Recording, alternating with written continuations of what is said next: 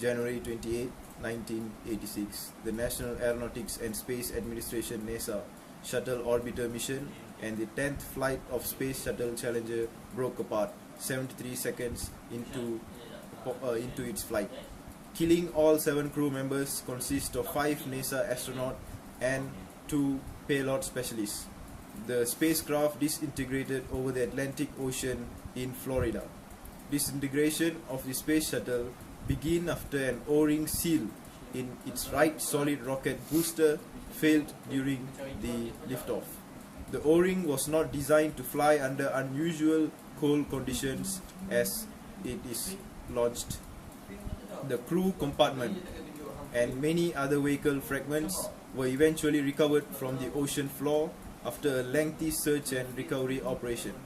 The exact timing of the death of the crew was unidentified. Several crew members were known to have survived the initial breakup of the spacecraft. The shuttle had no escape system, and the impact of the crew compartment with the ocean surface was too violent to be survivable. In a 2-year break in the shuttle program, and Rogers Commission was formed. It is a special commission appointed by the United States President Ronald Reagan to investigate the accident. The Rogers Commission found NASA's organizational culture and decision-making process had been key contributing factors to the accident.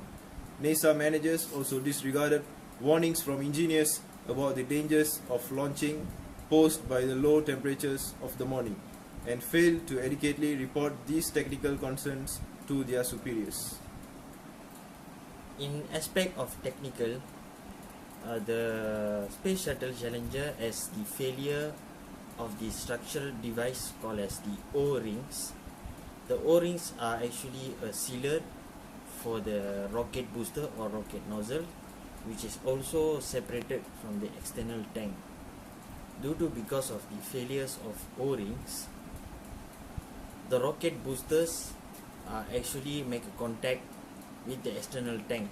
The rocket booster produce a lot of the exhaust that actually produce high temperature. They can make contact to the external tank, and it will be progress to the structural failure of the external tank, and it is progress to the pressurized gas flow out, and also it is causing will be the explosion of the entire structure of the rocket booster.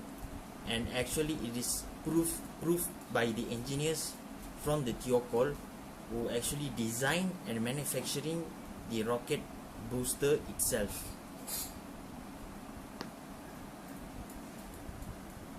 As a conclusion, in order to overcome the problem faced by NASA had developed NSTS maintenance plan to ensure that uniform maintenance requirements are imposed by all program elements.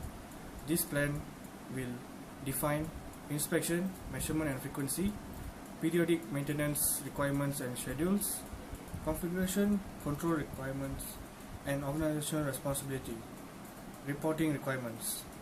All the tests and documents were reviewed and will consider the result of the ongoing critical item list to ensure consistency between CIL requirements and operation and maintenance instruction at the Kennedy Space Center and Vandenberg launch site.